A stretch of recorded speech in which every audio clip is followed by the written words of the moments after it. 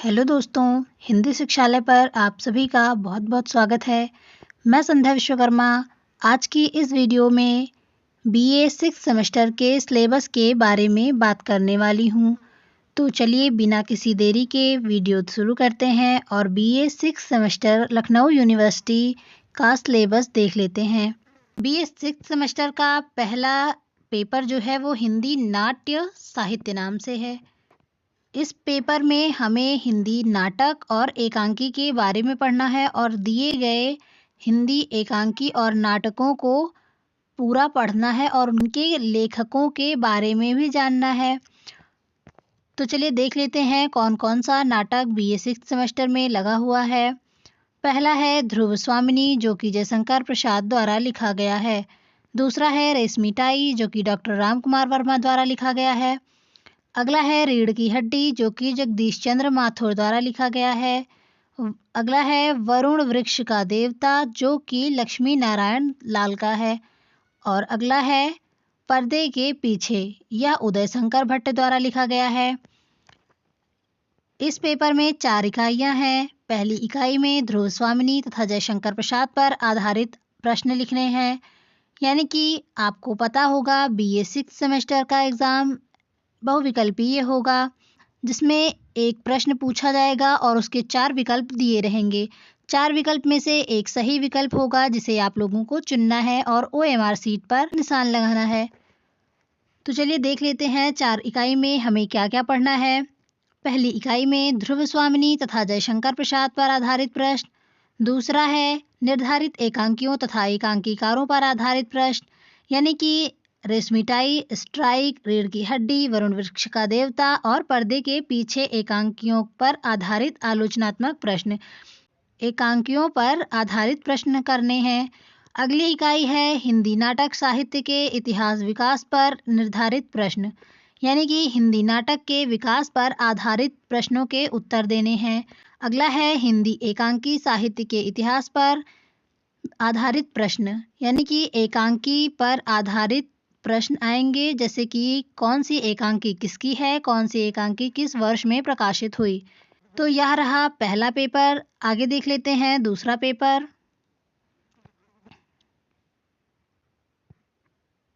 दूसरे पेपर का नाम है हिंदी निबंध तथा अन्य गद्य विधाएं। इसमें आप लोगों को 7 रचनाएं पढ़नी हैं जिसमें से पहली है मानस की धर्मभूमि जो कि एक निबंध है, वो भी आचार्य रामचंद्र शुक्ल द्वारा लिखा गया।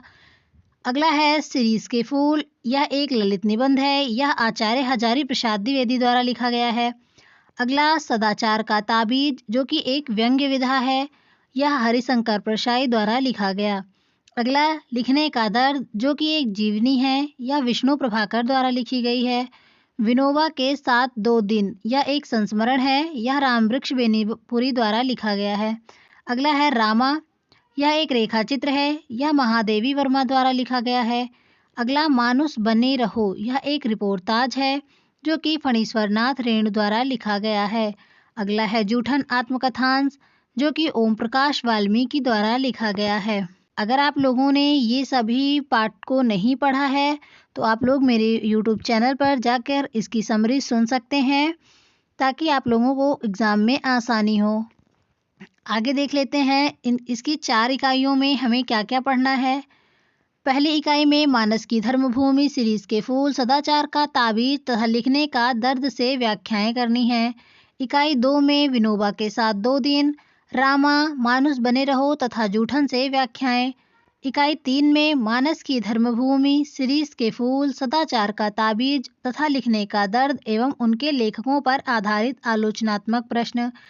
अगली इकाई है विनोबा के साथ 2 दिन, रामा, मानुस बने रहो तथा जूठन एवं उनके लेखकों पर आधारित आलोचनात्मक प्रश्न। ये रहा दूसरा प्रश्न पत्र।